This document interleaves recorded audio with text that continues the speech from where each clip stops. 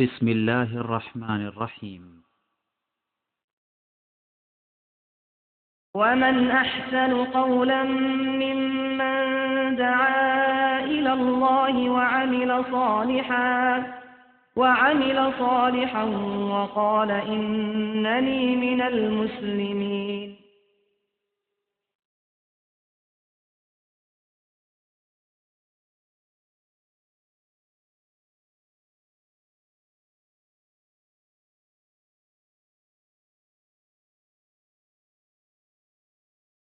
السلام عليكم ورحمة الله وبركاته. إن الحمد لله نحمده ونستعينه ونستغفره ونعوذ بالله من شرور أنفسنا ومن سيئات أعمالنا. من يهده الله فلا مضل له ومن يضلله فلا هادي له. وأشهد أن لا إله إلا الله وحده لا شريك له وأشهد أن محمدا عبده ورسوله. يا أيها الذين آمنوا اتقوا الله حق تقاته ولا تموتن إلا وأنتم مسلمون. يا أيها الناس اتقوا ربكم الذي خلقكم من نفس واحدة وخلق منها زوجها وبث منهما رجالا كثيرا ونساء واتقوا الله الذي تساءلون به والأرحام إن الله كان عليكم رقيبا. يا أيها الذين آمنوا اتقوا الله وقولوا قولا سديدا يصلح لكم أعمالكم ويغفر لكم ذنوبكم ومن يطع الله ورسوله فقد فاز فوزا عظيما. أما بعد فإن خير الحديث كتاب الله وخير الهدي هدي محمد صلى الله عليه وسلم وشر الأمور محدثاتها وكل محدثة بدعة وكل بدعة ضلالة وكل ضلالة في النار. أعوذ بالله من الشيطان الرجيم. بسم الله الرحمن الرحيم. إن الله لعن الكافرين وأعد لهم سعيرا. মহান আল্লাহর সমস্ত প্রশংসা যে আল্লাহ পাক রব্বুল আলামিন আমাদেরকে মানুষ করে সৃষ্টি করেছেন এবং আমাদেরকে মুসলিম পরিবারে জন্ম দিয়েছেন। সে আল্লাহরই সমস্ত প্রশংসা যে আল্লাহ পাক অসংখ্য মানুষ পৃথিবীতে সৃষ্টি করেছেন, তাদের মধ্য থেকে আমাদেরকে হিদায়াতের পথ দেখিয়েছেন, মুসলিম পরিবারে আমাদেরকে জন্ম নেওয়ার তৌফিক দিয়েছেন, আমাদেরকে হিদায়াত দানের জন্য কোরআনুল কারীম নাযিল করেছেন, আমাদেরকে সঠিক পথ দেখানোর জন্য প্রিয় নবী মুহাম্মদ রাসূলুল্লাহ সাল্লাল্লাহু আলাইহি সাল্লামকে শেষ রাসূল করে সারা বিশ্ব জাহানের মানুষের জন্য প্রেরণ করেছেন। সে আল্লাহরই সমস্ত প্রশংসা। দরুদ ও সালাম নাযিল হোক আমাদের প্রিয় নবী শেষ নবী মুহাম্মদ রাসূলুল্লাহ সাল্লাল্লাহু আলাইহি সাল্লামের প্রতি, যিনি হককে স্পষ্টভাবে মানব জাতি পর্যন্ত পৌঁছে দিয়ে গেছেন এবং বাতিল থেকে সতর্ক করেছেন। আল্লাহুম্মা সাল্লি আলাইহি আল্লাহুম্মা বারিক আলাইহি। আমরা আমাদের দেশের মানুষ মাসলা মাসাইলের ক্ষেত্রে অনেকেই ভালো জ্ঞান রাখি, কিন্তু আকীদার ক্ষেত্রে, ধর্মীয় বিশ্বাসের ক্ষেত্রে আমাদের জ্ঞানের বড় অভাব রয়েছে। এই জন্য দেখা যায় যে আমাদের দেশের মানুষ, একেবারে সাধারণ মানুষ হলেও যদি জিজ্ঞাসা করা হয় উযু ভঙ্গের কারণ কি, অনেকেই বলতে পারবে, প্রায় মুসলমানই বলতে পারবে, সবগুলি না পারলেও অনেকগুলি পারবে। যদি বলা হয় নামাজ ভঙ্গ হওয়ার, নামাজ নষ্ট হওয়ার কারণ কি, তাও পারবে বলতে। কিন্তু যদি জিজ্ঞাসা করা হয় ইসলাম নষ্ট হওয়ার কারণ কি, কিছুই বলতে পারবে না।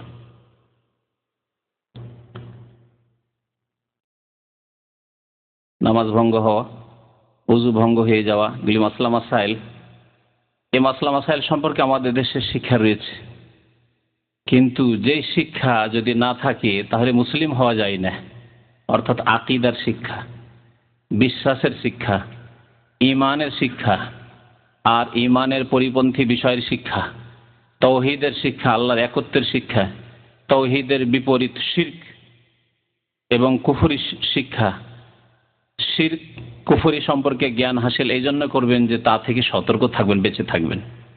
তাওহীদের শিক্ষা, সুন্নতের শিক্ষা, আল্লাহর একত্বের শিক্ষা এই জন্য নেবেন যে তা মজবুত করে ধারণ করবেন।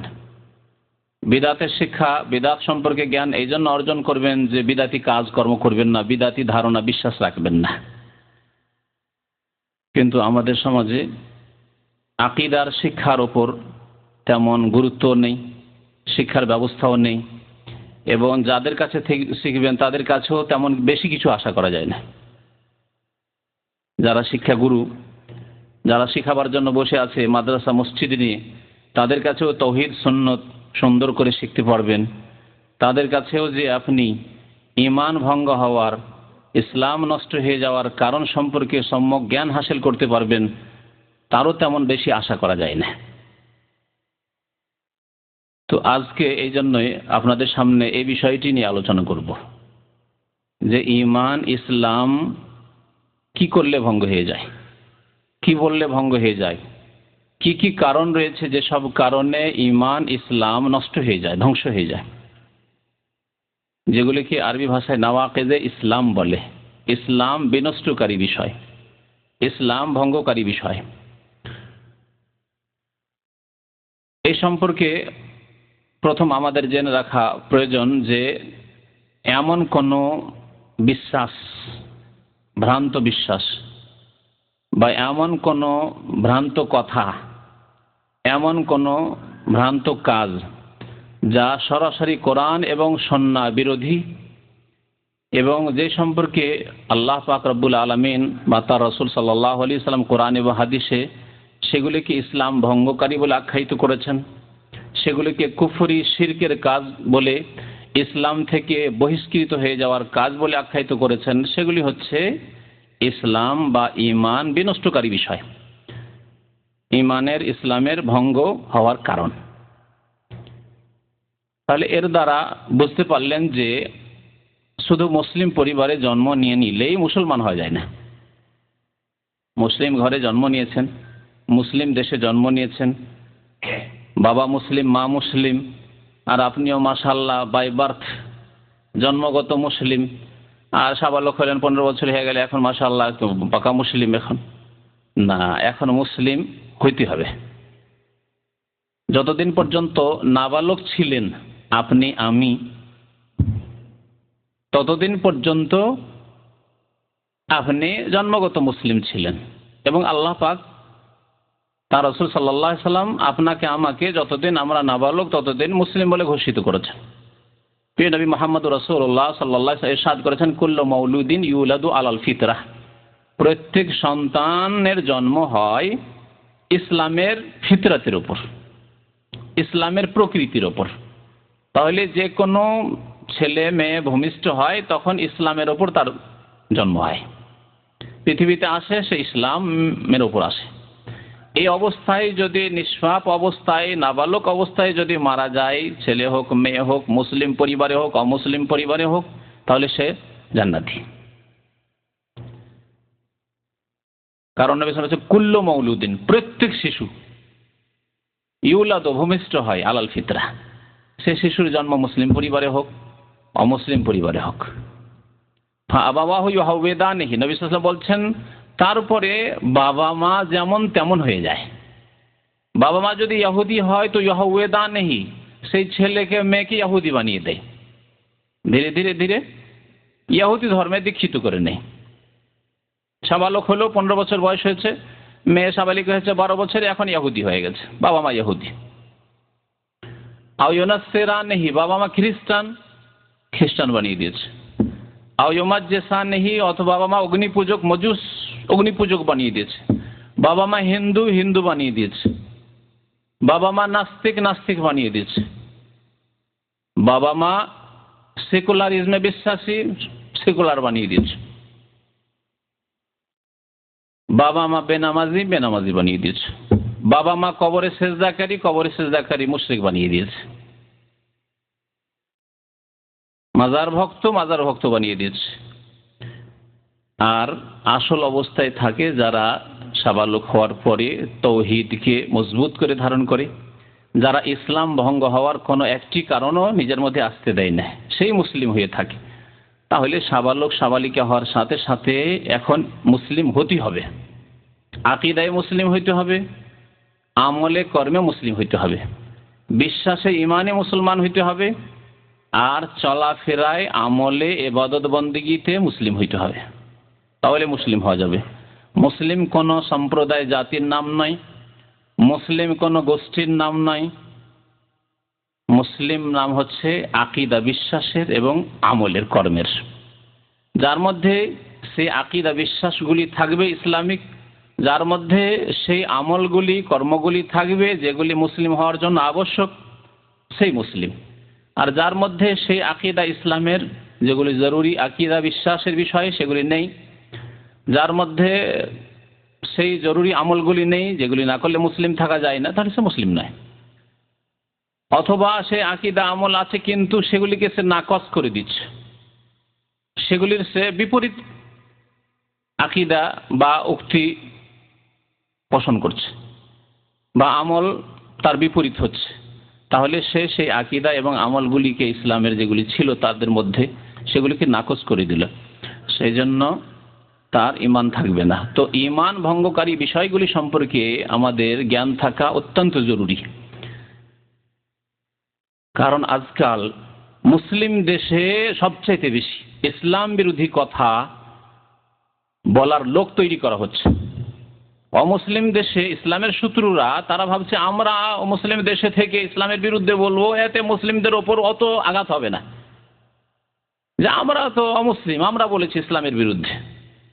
মুসলিমকে যদি বলিয়ে দিতে পারি, এর দ্বারা মুসলিমদের অন্তরে, মুসলিমদের ধর্মের ওপর, মুসলিমদের আকীদা আমলের ওপর আক্রমণ বেশি করা যাবে, জোরদার আক্রমণ করা যাবে। তাই মুসলিম মুনাফিকদেরকে দাঁড় করা হয় মুসলিম দেশে, যে তোমরা ইসলামের বিরুদ্ধে লিখো, ইসলামের বিরুদ্ধে বলো। জি, সেই জন্য ইসলাম ভঙ্গকারী বিষয়গুলি সম্পর্কে জ্ঞান থাকা জরুরি। ইসলাম ভঙ্গকারী বিষয়গুলি আবার দুই রকমের আছে, কতেক আকীদা, কতেক আমল এইরকম রয়েছে ইসলাম ভঙ্গকারী, যেগুলি ধর্ম মনে করে করা হয় না, বরং ধর্মের বিরোধিতার উদ্দেশ্যে করা হয়, ধর্ম মনে করে করা হয় না। যেমন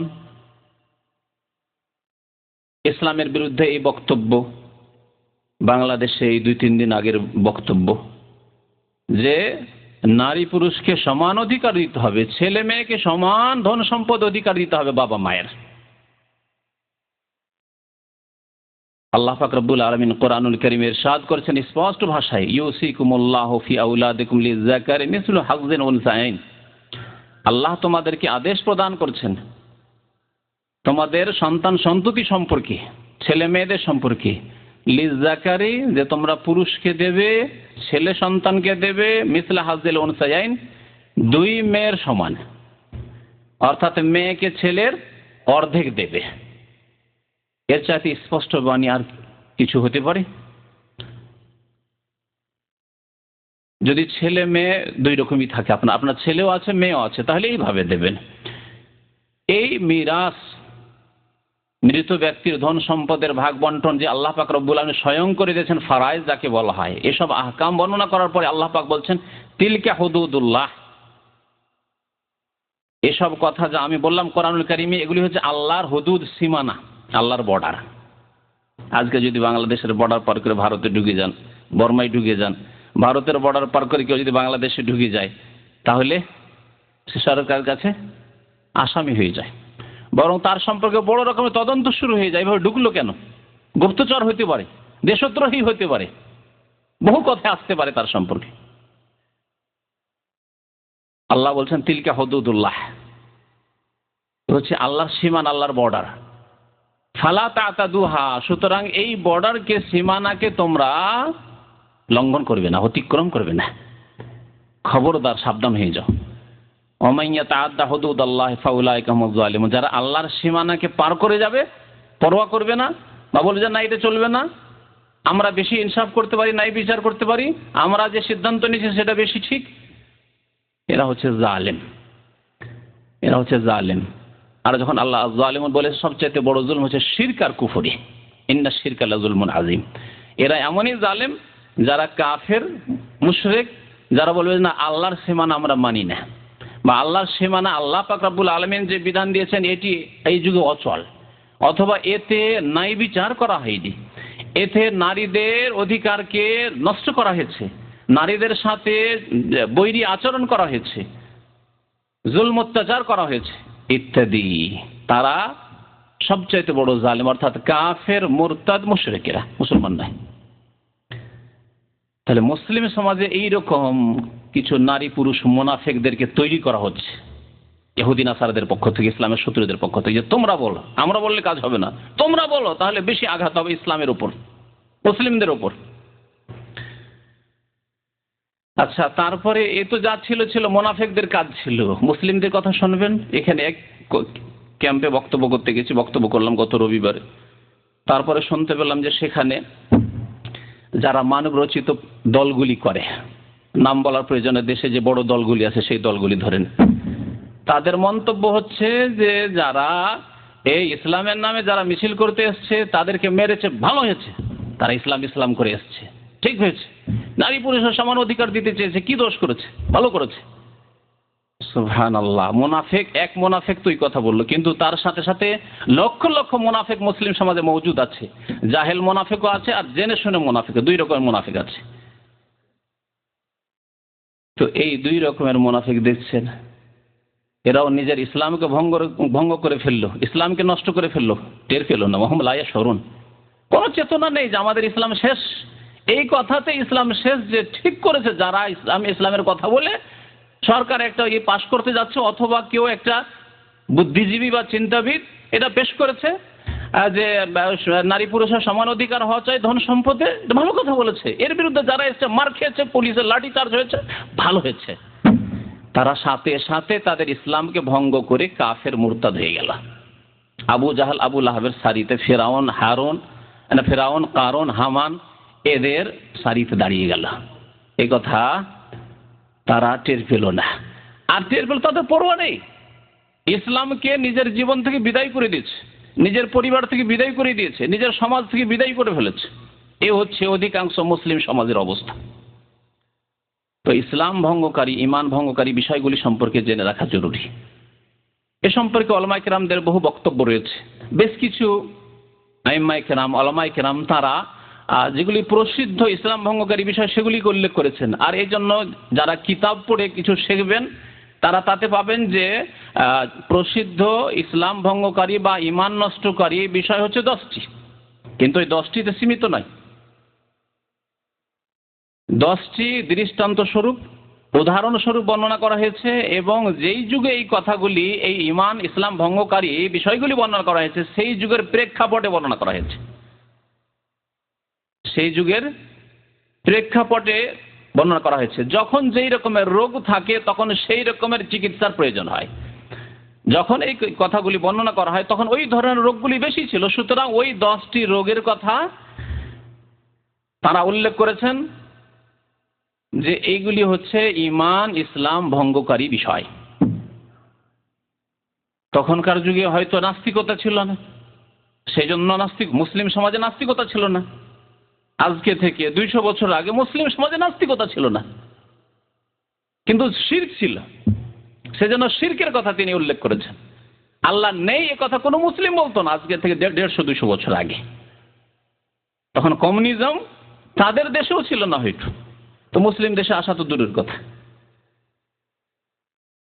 কিন্তু আজকালকার জামানায় যেমন শিরক, কবর, মাজার পূজা মুসলিম সমাজে ঘরে ঘরে মজুদ, তেমন নাস্তিকতা ঘরে ঘরে বিদ্যমান, স্কুল কলেজ ইউনিভার্সিটিতে বিদ্যমান। এইরকমই আজকে থেকে যদি 200 বছর আগে দেখা যায়, যেই যুগে 10টি প্রসিদ্ধ ইমান ভঙ্গকারী বিষয়গুলি আইম্মায়ে কেরামরা, উলামায়ে কেরাম বর্ণনা করেছেন, সেই যুগে বেনামাজি মুসলমান হইতো না। সাধারণত বেনামাজি মুসলমানের সংখ্যা ছিলই না। সুতরাং তখন তিনি হয়তো বেনামাজি হওয়া বা নামাজ ছাড়া কে তিনি ইমান ভঙ্গকারী হিসেবে তখন উল্লেখ করেননি, বা তার উদ্দেশ্য এই ছিল না যে এই 10টিতেই সীমিত। কিন্তু আজকালকার জামানায় শতকরা 99 জন মানুষ মুসলিম সমাজে নামাজ পড়ে না। এটা কোনো বাড়াবাড়ি কথা নাই। যদি কায়েমি নামাজ, 5 ওয়াক্ত নামাজ, ফজর সহ নামাজ, কারণ এক ওয়াক্ত ছেড়ে দিলেই কুফরি হয়। 5 ওয়াক্ত কায়েমে নামাজ পড়নেওয়ালা মুসলমান শতকরা 99 জন পাবেন না। একটি গ্রামের, একটি এলাকার আপনি পরিসংখ্যান বের করেন, তাহলে বুঝতে পারবেন যে এই গ্রামে কতজন লোক বাস করে আর কতজন লোক ফজরের নামাজে হাজির হয়, তাহলে সংখ্যা চলে আসবে। তাহলে এই জামানায় যেখানে নামাজ অধিকাংশ মানুষ ছেড়ে দিয়েছে মুসলিম, অথচ তারা মুসলিম পরিবারে জন্ম নিয়েছে, সেখানে নামাজ একটি ঈমান ভঙ্গকারী, ইসলাম নষ্টকারী বিষয়। প্রিয় নবী মুহাম্মদ রাসূলুল্লাহ সাল্লাল্লাহু আলাইহি সাল্লাম ইরশাদ করেছেন, আল আহদুল্লাযী বাইনানা ওয়া বাইনাহুমুস সালাত ফামান তারাকাহা ফাকাদ কাফারা। আমার মাঝে এবং অমুসলিমের মাঝে প্রথম চুক্তি হবে, প্রতিশ্রুতি হবে সালাতের, নামাজের। কেউ বলছে আমি কলেমা পড়তে চাই, আমি মুসলমান হয়ে যেতে চাই, তাহলে তুমি ইসলাম গ্রহণ করবে, তাকে প্রথমে শিক্ষা দিতে হবে যে এই কালেমায়ে শাহাদাতের সাথেই তোমাকে 5 ওয়াক্ত নামাজ কায়েম করতে হবে। এক্ষুনি, এখন এশার সময় রয়েছে, বরং মাগরিব ও এশার সাথে এখন পড়তে হবে, কারণ মাগরিব এশা দুটো একসাথে জমা করা যায়। সুতরাং যতক্ষণ এশার সময় আছে তোমার মাগরিব ও ফরজ, মাগরিব এশা পড়া। যদি বলে না আমি মুসলমান হব, হাজার হাজার মুসলমান নামাজ পড়ে না, আমিও মুসলমান হইলাম, কোন বা দোষ করলাম, আমি নামাজ পড়তে পারবো না, ফাকাদ কাফারা, কাফের। যে নামাজ পড়বে না ফাকাদ কাফারা। নবী সাল্লাল্লাহু আলাইহি ওয়াসাল্লাম কি বলছেন? ফামান তারাকাহা, যে ব্যক্তি ছেড়ে দিল, এই কথা বলেনি যে ফামান জাহাদা, যে অস্বীকার করলো, ফামান আনকারা, যে ইনকার করলো যে না আমি পড়বো না, পড়তে পারবো না, মানি না, এই কথা বলেনি। ফামান তারাকা, যে ব্যক্তি তরক করে দিল। বাঙালি সমাজের এক শ্রেণীর বক্তারা বলে যে নামাজ অস্বীকার করলে কাফের হয়। তাদেরকে জিজ্ঞাসা করি, কেউ যদি পর্দা অস্বীকার করে তো তার কি হবে? কাফের হবে না? কেউ যদি রোজা অস্বীকার করে তার কি হবে? কাফের হবে না? কেউ যদি হজ অস্বীকার করে কাফের হবে না? কেউ যদি উমরা অস্বীকার করে কাফের হবে না? কেউ যদি কুরবানি অস্বীকার করে, ফরজগুলি বাদ দেন, যে সুন্নতে মুআক্কাদা, আমি সব মানি, কুরবানি মানি না, কুরবানি অস্বীকার করে, মুসলমান থাকবে? তাহলে অস্বীকার করার বিষয় যদি বলা হয় যে অস্বীকার করা, তাহলে নামাজে আর কুরবানিতে কি পার্থক্য থাকলো গুরুত্বের দিক দিয়ে? নামাজে আর উমরাতে কি পার্থক্য থাকলো? নবী করিম সাল্লাল্লাহু আলাইহি ওয়াসাল্লাম বলছেন ফামান তারাকাহা, যে ব্যক্তি নামাজ ছেড়ে দিল সে কাফের হয়ে গেল। ইসলাম বিনষ্টকারী বিষয়গুলি খুব সংক্ষেপে বর্ণনা করব, কারণ যদি এরকম বিস্তারিত বলি তাহলে 2-4টি অনুষ্ঠানের প্রয়োজন রয়েছে। বিস্তারিত এক একটি বিষয়ের উপরে হয়তো এক একদিন আগামীতে ইনশাআল্লাহ তাআলা আলোচনা হবে। তবে আজকে অধিকাংশ ইসলাম ভঙ্গকারী বিষয়গুলি যেগুলি উলামায়ে কেরামরা উল্লেখ করেছেন তা আপনাদের সামনে শুধু পড়ে শুনিয়ে দেবো খুব সংক্ষেপে। তাহলে একটি নামাজ ত্যাগ করার বিষয়, কারণ সবচেয়ে বড় রোগ আজকালকার জামানায় মুসলিম সমাজের নামাজ ত্যাগ করা ব্যাপক আকার ধারণ করেছে। এবার বেনামাজিকে বলার সাহস করা মুশকিল, এইরকম হিম্মতের লোক পাওয়া মুশকিল যে রাস্তায় বসে আছে, বলবে সালাহ, নামাজ পড়তে চলো, আর সে নিরাপদে থাকবে। তারপরে তাহলে ইসলামের শত্রু আমরা ইহুদি খ্রিস্টানদেরকে বলি, মিথ্যা কথা, এরা ইসলামের শত্রু। যাদেরকে যদি বলা সালাহ বলা হয়, নামাজ বলা হয়, তাহলে তারা জীবনের শত্রু হয়ে যেতে পারে। কেন আমাকে নামাজের কথা বললো? ঘরের শত্রুর খোঁজ খবর রাখেন না, আর দূরের শত্রুর সম্পর্কে সজাগ। পকেটে করে যদি সাপ নিয়ে বাড়ান, আর যদি বলেন যে আমি বাঘকে ভয় করি, যেই বাঘ আজকাল না বাংলাদেশে জঙ্গল আছে, আর না বাঘই কোথায় আছে, ওই সুন্দরবন না গেলে কোথাও বাঘ খুঁজে পাবেন না। বাঘ বলে ভয় করছেন আর পকেটে সাপ ভরে ঢুকিয়ে রেখেছেন, বসে আছে নিশ্চিন্তে বসে আছে। ঘরে শত্রু, ঘরে ঘরে শত্রু মজুদ রয়েছে, যারা বেনামাজি নামাজিকে ঘৃণা করে। নামাজ পড়তে বললে তাদের চরম কষ্ট হয়। নামাজি লোক যদি রুমমেট হয়ে যায় তাহলে তাকে বের করা আপ্রাণ চেষ্টা করে, এ থাকলে মুসিবত রে, নামাজ পড়তে হবে, আর না হলে ডিস্টার্ব করবে, এ ঘুমে আমাদের ব্যাঘাত সৃষ্টি করবে, ইত্যাদি ইত্যাদি। সুতরাং একে যেভাবে হোক তাড়া এখান থেকে। এটি কি আসল রূপ বলছি না, অবস্থা বলছি না? হ্যাঁ, আপনি গিয়ে দেখেন, আপনি একজন 5 ওয়াক্ত নামাজি, ফজরে উঠবেন, দরজা খুলবেন, ঢুকবেন, লাইট জ্বালাবেন, কাপড় চোপড় আপনি পরিবর্তন করবেন, চেঞ্জ করবেন, যাবেন মসজিদে, আর বেনামাজিদের রুমে থেকে দেখেন কদিন আপনাকে রাখে। কারা? ইহুদি খ্রিস্টানদের কথা বলছি না, যারা নিজেদেরকে মুসলিম বলে তাদের কথা বলছি, তাদের ইসলাম দ্রোহিতার কথা বলছি, তাদের নামাজ দ্রোহিতার কথা বলছি। ঈমান ইসলাম ভঙ্গকারী বিষয় সম্পর্কে জ্ঞান থাকা অত্যন্ত জরুরি। সবচেয়ে বড় ঈমান ইসলাম ভঙ্গকারী বিষয় হচ্ছে আল্লাহর সাথে শিরক করা, যেটি তাওহীদের পরিপন্থী বিষয়। আল্লাহর একত্বের বিপরীত হচ্ছে শিরক, আল্লাহর সাথে শরীক করা। আল্লাহর প্রভুত্বে, রুবুবিয়াতে শিরক হোক, আর আল্লাহর ইবাদতে, উলুহিয়াতে, ইবাদত বন্দেগীতে শিরক হোক, সেজদার ক্ষেত্রে শিরক হোক, দোয়ার ক্ষেত্রে শিরক হোক, আর তাওয়াফের ক্ষেত্রে শিরক হোক, জি, আর উদ্ধার কামনার ক্ষেত্রে শিরক হোক, আর শরণ নেওয়া আশ্রয় গ্রহণ করার ক্ষেত্রে শিরক হোক, যে কোনো ক্ষেত্রে শিরক হোক না, কুরবানি করার ক্ষেত্রে, জবাই করার ক্ষেত্রে শিরক হোক, মানত করার ক্ষেত্রে শিরক হোক, যে কোনো ক্ষেত্রে শিরক হোক না কেন। আর আজকে বিশেষ করে উপমহাদেশে ইন্ডিয়া, বাংলাদেশ, পাকিস্তানি অধিকাংশ মুসলিম সমাজে শিরকের নাম হচ্ছে ধর্ম। তাওহীদের স্থান শিরকে নিয়ে নিয়েছে। মাজার এবং মাজারপন্থী ছাড়া, অর্থাৎ পীরপন্থী। পীর মরে যাওয়ার পরে মাজার কায়েম হয়েছে। মুসলিম সমাজে না পীর আসতো না মাজার হতো, যদি পীর না আসতো মাজার হইতো না। তো এই পীরপন্থী আর মাজারপন্থীদের সংখ্যা বেশি কিনা বলুন তো দেখি বাংলাদেশে? হ্যাঁ, না পীর বিরোধী আর মাজার বিরোধীদের সংখ্যা বেশি? খুঁজেই পাবেন না। এলাকাকে এলাকা অনেক সময় চলে যাবেন বাংলাদেশে, আপনি খুঁজেই পাবেন না যে পীরের বিরুদ্ধে কেউ কথা বলবে, হ্যাঁ, পীরতন্ত্রের বিরুদ্ধে কেউ কথা বলবে, হ্যাঁ, পীর মুরিদের বায়াতের বিরুদ্ধে কেউ কথা বলবে, বক্তব্য করবে, ওয়াজ করবে। আর মাজারের বিরুদ্ধে কেউ কথা বলবে, ওরসের বিরুদ্ধে কেউ কথা বলবে, খুঁজে পাবেন না আপনি। তাহলে সংখ্যা কাদের বেশি? মুশরিকদের বেশি, বহুত্ববাদীদের সংখ্যা বেশি। প্রথম বিষয় ঈমান ভঙ্গকারী, ইসলাম ভঙ্গকারী, যা উলামায়ে কেরাম উল্লেখ করেছেন তা হচ্ছে আশ-শিরকু বিল্লাহ। নবী করিম সাল্লাল্লাহু আলাইহি ওয়াসাল্লামের প্রসিদ্ধ হাদিস সহিহ বুখারী মুসলিমে রয়েছে, ইজতানিবুস সাবআল মুবিকাত, তোমরা বেঁচে থাকো, সাবধান থাকো, সতর্ক থাকো 7টি ধ্বংসাত্মক পাপ থেকে। মুবিকাত, ধ্বংসাত্মক পাপ থেকে তোমরা বেঁচে থাকো। প্রথম হচ্ছে আশ-শিরকু বিল্লাহ, আল্লাহর সাথে শরীক করা। আল্লাহর সাথে শিরক করার বক্তব্য রাখে অনেক বক্তা। দেশি বক্তাদের কথা যখন শুনি, শিরক সম্পর্কে খুব বক্তব্য রাখে। জনসাধারণ ভাবে যারে শিরক সম্পর্কে তো খুব আয়াত বলছে, হাদিস বলছে, অনেক ভালো ভালো কথা বলছে, কিন্তু শিরক তার টার্গেট হচ্ছে শিরক কোনগুলি? মূর্তি পূজা শিরক, হিন্দু যেটা করে শিরক, ইহুদি খ্রিস্টান আল্লাহর পুত্র বলে লাম ইয়ালিদ ওয়া লাম ইউলাদ, এটা হচ্ছে তাওহীদ।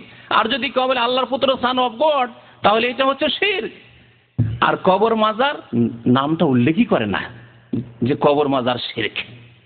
কবরে সেজদা করা শিরক, চাদর চড়ানো শিরক, কবরে তওয়াফ করা শিরক, নেকড়ে বাঁধা তেনা পূজা, এই যে তেনা পীরের তেনা পূজা, এই শিরক, এসব কথা উল্লেখ করে না।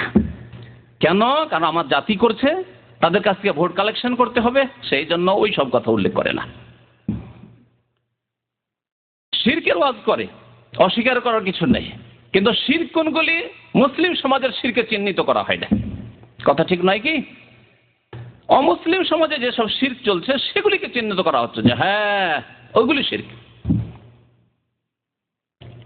আল্লাহর প্রভুত্বের কথা বলা হচ্ছে, আল্লাহ মহাজ্ঞানী এ কথা বলা হচ্ছে, আল্লাহ কাদির, সর্বশক্তিমান, অলমাইটি, এসব কথাবার্তা বলা হচ্ছে। দেখুন আল্লাহ কত কুদরতে কামিরার মালিক, এসব কথাবার্তা বলা হচ্ছে। কিন্তু পীর ওলি নামে তাদেরকে যে দিয়ে দিয়েছেন আল্লাহর হক, বায়েজিদ বোস্তামিকে দিয়ে দিয়েছেন, শাহজালালকে দিয়েছেন, আটরশিকে দিয়ে দিয়েছেন, খাজা মঈনুদ্দিন চিশতিকে দিয়েছেন, জিলানিকে দিয়ে দিয়েছেন, এইসব কথা বলে চিহ্নিত করা হয় না যে রোগ ঘরেই যে রয়েছে। অপরের বাড়ির কি চিকিৎসা করে বাড়াবেন, অমুসলিমদের কি চিকিৎসা করবেন, মুসলিম সমাজের চিকিৎসা করুন, এসব কথা বলা হয় না। সবচাইতে বড় ঈমান ইসলাম ভঙ্গকারী হচ্ছে শিরক। সারা রাত নামাজ পড়েন, তাহাজ্জুদ গুজার, মাশাআল্লাহ তাবারাকাল্লাহ, আর যদি বলেন শেষখানে যে সারা রাত আল্লাহ ইবাদত বন্দি করলাম, তারপরে বলছেন ইয়া গাউসুল আজম মাদাদ, কি হইল? সারা রাতে তাহাজ্জুদ কি হইল? আল্লাহ বলছেন লাইন আশরাকতা লা ইয়াহবাতান্না আমালুক, হে নবী আপনিও যদি শিরক করেন তো আপনার আমল ধ্বংস হয়ে যাবে। আল্লাহ প্রায় 18 জন আম্বিয়ার কথা সূরা আনআমে উল্লেখ করার পরে বলছেন ওয়ালাউ আশরাকু লাহাবিতা আনহুম মা কানু ইয়ামালুন, তারাও যদি শিরক করতেন তাদের সমস্ত আমল ধ্বংস হয়ে যেত। আল্লাহু আকবার। আল্লাহ পাক বলছেন ইন্নাল্লাহা লা ইয়াগফিরু আন ইউশরাকা বিহি, নিশ্চয় আল্লাহ তার সাথে যদি শিরক করা হয় তো কখনো মাফ করবেন না। এই অবস্থায় যদি মারা যায়, সে অন্তরে শিরকের কথা রেখে হোক, আর জবানে রেখে হোক, জবানে উচ্চারণ করে হোক, আর আমলে করে হোক। কেউ হয়তো মাজারে যায়নি, জবানেও বলেননি, কিন্তু অন্তরে বিশ্বাস আছে। ওলিয়া আউলিয়াকে আল্লাহ এত ক্ষমতা দিয়েছেন যে তারা ছেলে মেয়েও দিতে পারে, সন্তান দিতে পারে, তারা রোগ ভালো করতে পারে, তারা গায়েবী সাহায্য করতে পারে, তারা জীবিত উঠে চলে আসতে পারেন ইত্যাদি। বিমান দুর্ঘটনা হচ্ছে, উদ্ধার করে নিতে পারেন। পানি জাহাজ ডুবে যাচ্ছে, উদ্ধার করে নিতে পারেন। তারা এই আকীদা এখানে ঢুকানো আছে। তাহলে মুশরিক। ইন্নাল্লাহ লা ইয়াগফিরু আন ইউশরাকা বিহি। এই অবস্থায় যদি মারা যায় আল্লাহ কখনো মাফ করবেন না। ওয়া ইয়াগফিরু মা দুনা যালিকা লিমান ইয়াশা। শিরকের চাইতে ছোট গুনাহ যেগুলি, শিরকের চাইতে যেগুলি নিম্নমানের গুনাহ, সেগুলিকে আল্লাহ মাফ করবেন। শিরকের সমান গুনাহ আল্লাহ মাফ করবেন না। অর্থাৎ নাস্তিকতার গুনাহ আল্লাহ মাফ করবেন না। বেনামাজি হয়ে অবস্থায় মরে গেল, আল্লাহ মাফ করবেন না। ইমাম ইবনে উসাইমিন রাহমাতুল্লাহি আলাইহি নামাজ ত্যাগের বিধান একটি ছোট্ট বই আছে, বাংলায় অনুবাদ হয়েছে, পড়বেন। তাতে বলেছেন যে বেনামাজির গুনাহ মাফ হবে না ওই অবস্থায় মরে গেলে, কারণ নামাজ ত্যাগ করার গুনাহ শিরকের সমপরিমাণ। আল্লাহ বলেছেন মা দুনা যালিকা, মানে মা আকাল্লা যালিক। শিরকের চাইতে কম মানের গুনাহ যদি হয়, নিচের গুনাহ হয়, তাহলে আল্লাহ মাফ করবেন। তাহলে সমান গুনাহ আল্লাহ মাফ করবেন না। একটা লোক শিরক করছে, কবরে সেজদা করছে বা মূর্তিকে, দেবী দেবতাকে সেজদা করছে। আরেকজন বলছে নো গড, কার্ল মার্কসের মতো। আরেকজন বলছে আমি ধর্ম মানি না। তাহলে ওই ধর্ম মানি না, আল্লাহ নেই, ওর গুনাহ আল্লাহ মাফ করবেন নাকি? আল্লাহ তো বলছেন শিরকের গুনাহ মাফ করবো না। তাহলে কি বলবেন যে ওগুলো মাফ হয়ে যাবে? না, সেগুলি হচ্ছে শিরকের সমান, তার চাইতে কিছুতেই কম নয়। ওই রকমই বেনামাজির গুনাহ, যে বেনামাজি অবস্থায় মরে গেল, আল্লাহ প্রত্যেক গুনার ক্ষেত্রে একটা ইউ টার্ন রেখেছেন, সেটার নাম হচ্ছে তওবা, ইল্লা মান তাবা। আল্লাহ বলছেন আল্লাযীনা লা ইয়াদউনা মা আল্লাহি ইলাহান আখার, যারা আল্লাহ ছাড়া অন্যকে ডাকে না, আহ্বান করে না, অন্যের কাছে চাই না, অন্যকে সিজদাও করেন না, শিরক করেন না। ওয়ালা ইয়াকতুলুনা আন-নাফসা আল্লাতী হারামাল্লাহু ইল্লা বিল হক, যাকে হত্যা করা আল্লাহ হারাম করেছেন তাকে হত্যা করে না, অন্যায়ভাবে কাউকে হত্যা করে না। আল্লাহ যতক্ষণ আদেশ না হয়েছে না, খুন করেন না। আর ওয়ালা ইয়াজনুন, জিনা করে না। ওয়া মান ইয়াফআল যালিকা ইয়ালকা আসামা। আল্লাহ পাক রব্বুল আলামিন তিনটি শাস্তির কথা ইউযাফ লাহুল আযাব ইয়াউমাল কিয়ামাতি ওয়া ইয়াখলুদ ফীহি মুহানা ইল্লা মান তাবা। বহু গুনাহের কথা আল্লাহ পাক রব্বুল উল্লেখ করার পরে কি বলছেন? ইল্লা মান তাবা। তওবার রাস্তা খোলা আছে যতক্ষণ বেঁচে আছো। কিন্তু এই অবস্থায় যদি মরে যাও, শিরক করা অবস্থায়, শিরকি আকীদা রাখা অবস্থায় মরে যাও, বেনামাজি অবস্থায় যদি মরে যাও, নাস্তিকতার অবস্থায় যদি মরে যাও, ধর্মনিরপেক্ষ সেকুলারিজমে বিশ্বাসী অবস্থায় যদি মরে যাও, মানব রচিত বিধানই তোমাদের সমস্যার সমাধান করতে পারে। কোরআন এবং হাদিস দিয়ে সমস্যার সমাধান আজকের যান্ত্রিক সভ্যতার যুগে অসম্ভব, হতে পারে না বা চলবে না, বা সমান সমান। তা এই অবস্থায় যদি মরে যাও তাহলে চিরকাল জাহান্নামে থাকতে হবে, এবং কাফের মুরতাদ হয়ে মরলে আল্লাহ কখনো মাফ করবেন না। লা ইয়াগফিরু আন ইউশরাকা বিহি। তো এই ছিল একটি বিষয় শিরক সম্পর্কে। এর আগে বেশ বিস্তারিত আলোচনা আছে, বেশি লম্বা আলোচনা করছি না। দ্বিতীয় ইসলাম ভঙ্গকারী বা ঈমান নষ্টকারী বিষয় যেটা উলামায়ে কেরাম উল্লেখ করেছেন, তা হচ্ছে যে হয়তো সরাসরি শিরক করলো না, এরকম যে সিজদা করলো তাদের কাছে, বা তাদেরকে পুরোপুরি তাদের কাছেই দোয়া করলো না, এরকম করলো না। এর সাথে একটু হালকা, একটু হালকা হলেও সেটা ঈমান নষ্টকারী, ঈমান ইসলাম ভঙ্গকারী। সেটা হালকাটা কি? সেটা হচ্ছে মাধ্যম মনে করা, ওসিলা মনে করা। একটা হচ্ছে সরাসরি একজন আল্লাহ ছাড়া অন্যকে সেজদা করছে, মাজারে সেজদা করছে, কবরে সেজদা করছে, দেবী দেবতাকে সেজদা করছে।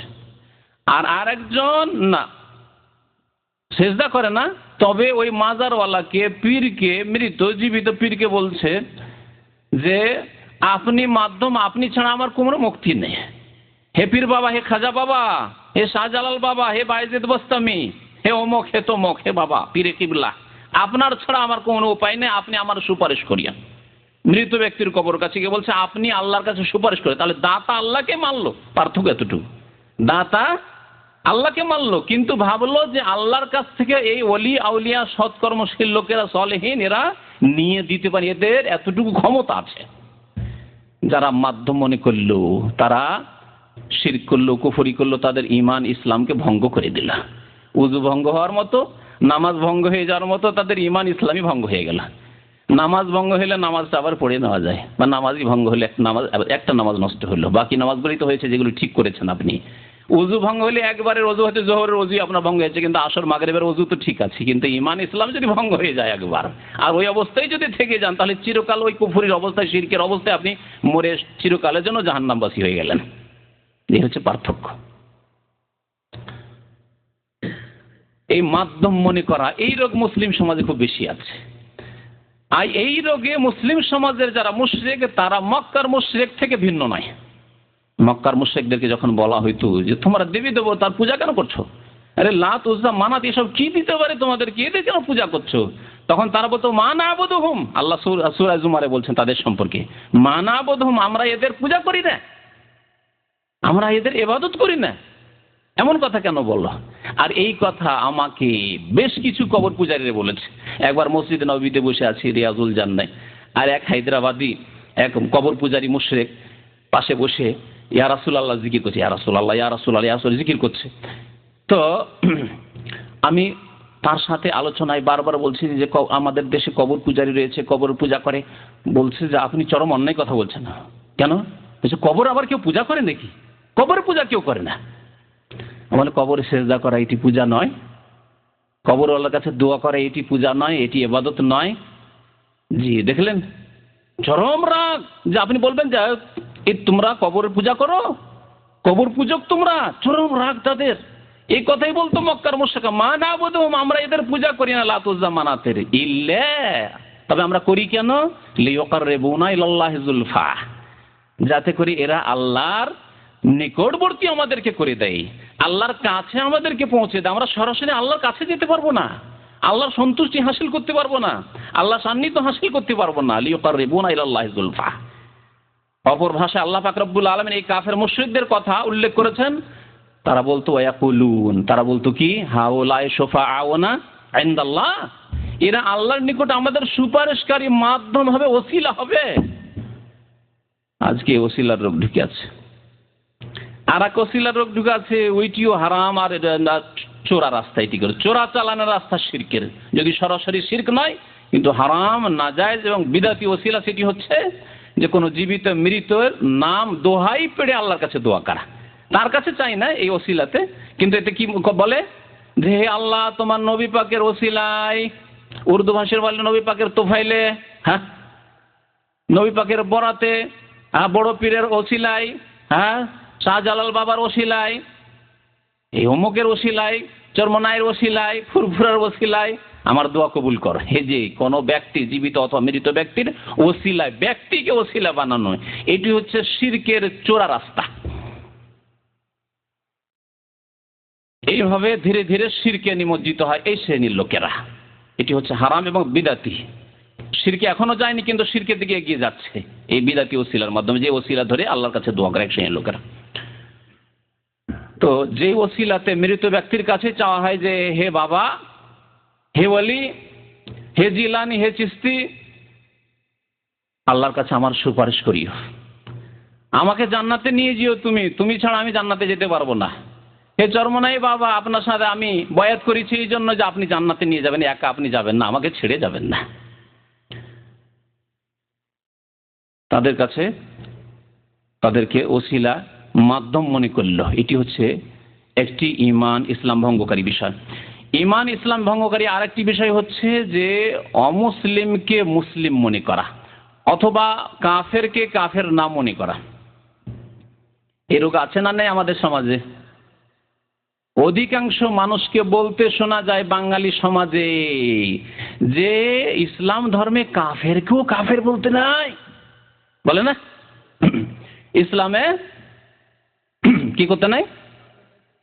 কাফেরকেও কাফের বলতে নাই। কত যে শুনবেন আমাদের সমাজে এই কথাটি, এই কুফরি কথাটি, ঈমান ভঙ্গকারী কথা। কাফেরকেও কাফের বলতে নেই, তার মানে ইহুদিকে কাফের বলতে নেই, খ্রিস্টানকে কাফের বলতে নেই, হিন্দুকে কাফের বলতে নেই, কবর পূজককে কাফের বলতে নেই, মজুসিকে কাফের বলতে নেই, কালমার্সকে কাফের বলতে নেই, ফেরাউনকে কাফের বলতে নেই, হ্যাঁ আবু জাহালকে কাফের বলতে নেই, আবু লাহাবকে কাফের বলতে নেই। আর আল্লাহ পাক বলেছেন কুল ইয়া আইয়ুহাল কাফিরুন। আল্লাহর কথা সত্য নাই, জাহেল সমাজের কথা সত্য। চিন্তা করুন তো দেখি। তাহলে এটি হচ্ছে ঈমান ভঙ্গকারী বিষয়। যেই ব্যক্তি কাফেরকে কাফের মনে করে না, মনে করে যে না তাদেরও মুক্তি হতে পারে, তারাও তো ধর্মকর্ম করছে, তারাও বেশ কিছু ভালো কাজ করছে।